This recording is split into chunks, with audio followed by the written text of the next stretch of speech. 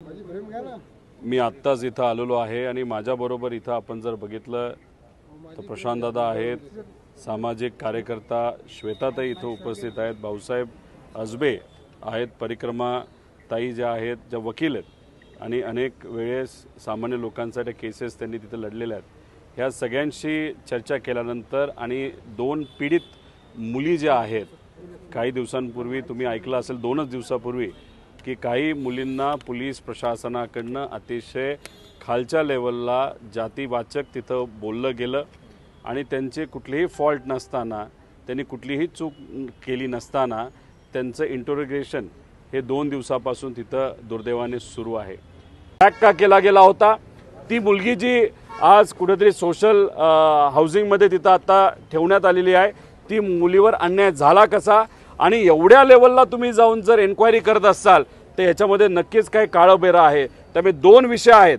एक विषय ती केस ज्या मुलीची होती ती कुठली आणि दुसऱ्या बाजूला जातीवाचक ज्या पद्धतीने या मुलींबद्दल बोललं गेलं, समाजाबद्दल बोललं गेलं, त्याचा निषेध आम्ही सर्वजण करतो। त्या पोलीस अधिकाऱ्यांवर तिथं कारवाई केलीच गेली पाहिजे असं आमच्या सगळ्यांची मत आहे। इथं मुली 11 तास झालं इथं वेटिंगवर आहेत, पण पोलीस प्रशासनाने अजूनपर्यंत त्यांचं कुठेही त्या ठिकाणी म्हणणं नोंद करून घेतलेलं नाही, नाही तर कारवाई त्या ठिकाणी झालेली नाही।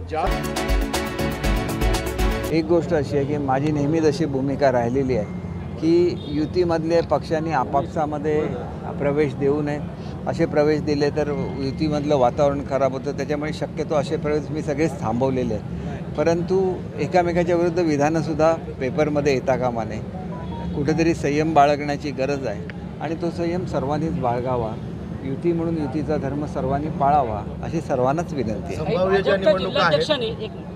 भाजपच्या जिल्हाध्यक्षांनी थेट मुख्यमंत्र्यांकडे तक्रार करणं तुम्हाला योग्य वाटतं का शिवसेनेच्या नेत्यांनी? एक गोष्ट अशी आहे बघा, मुख्यमंत्री हे शेवटी सर्वांचेच नेते आहेत आणि त्याच्यामुळे त्यांच्यापर्यंत एखादी गोष्ट नेणं काय फारसं चुकीचं असं नाही।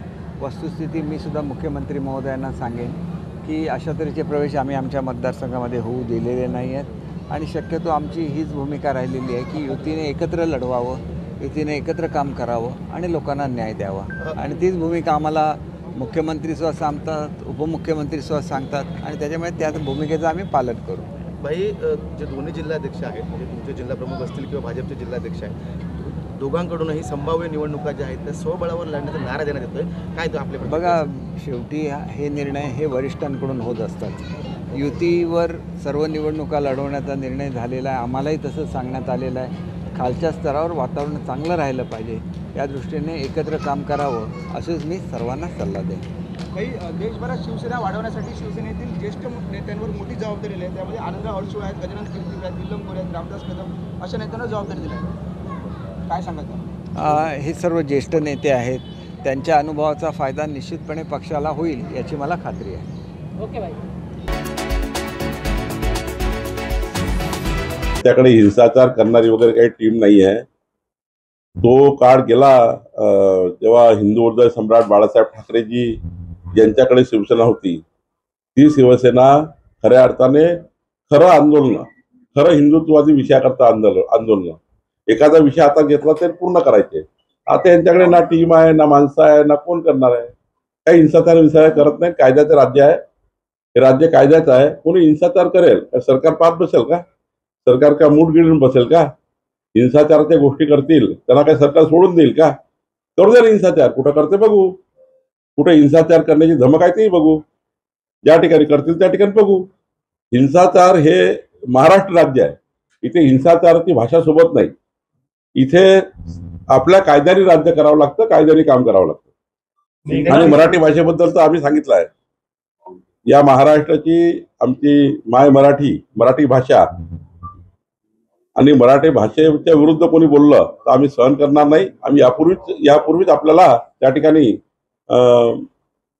आपल्या सर्वांसमोर आम्ही आणलं आहे आणि वारंवार सांगतोय की मराठी भाषेला करता आमचं संपूर्ण जीवन आणि आमचं सरकार आणि आमचं सर्व पक्ष सुद्धा हा महाराष्ट्रातील मराठी भाषेकरता आहे आणि मराठी भाषिका करताही आहे। 2 दिवसाआधी जो शेतकरी पक्षाचा मेळावा झाला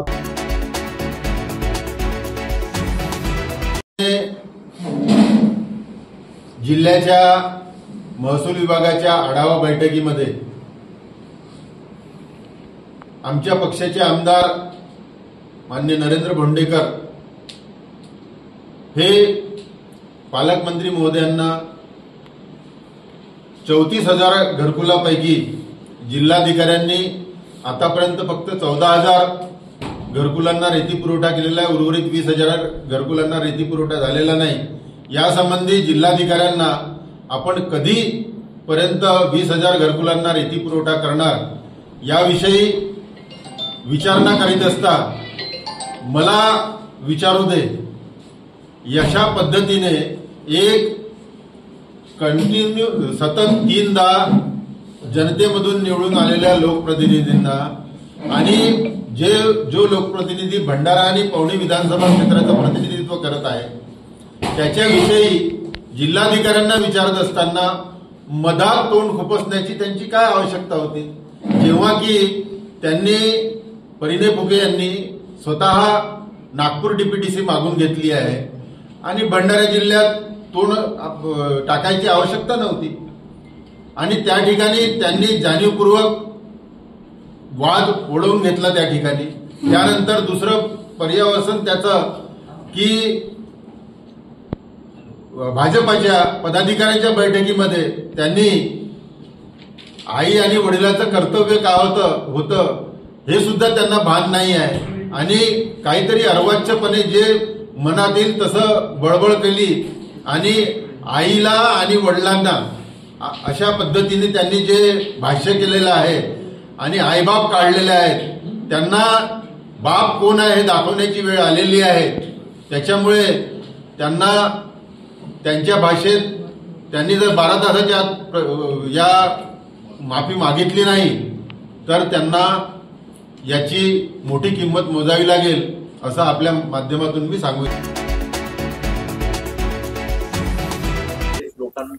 मला असं वाटतं की याच्यावर जास्त मला मी चर्चा नाही करू शकणार.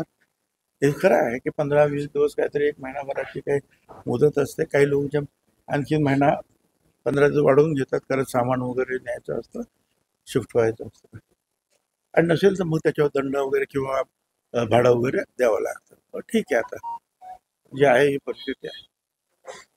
साहेब, उद्धव ठाकरे उद्यापासून 2 दिवस दिल्लीच्या दौरा करणार आहेत. इंडिया आघाडीचे मंत्री मुख्यमंत्री म्हटलं नाही घर खाली झालं की जाईल. तुमची काही तक्रार वगैरे काही? तर माझी काय तक्रार असू शकते. आमचे ते सहकारी आहेत पक्षातले, मी काय तक्रार करणार. मी फार तर मुख्यमंत्र्यांना सांगितलं दुसरं कुठलं काय असेल छोटं मोठं तर तेच काय.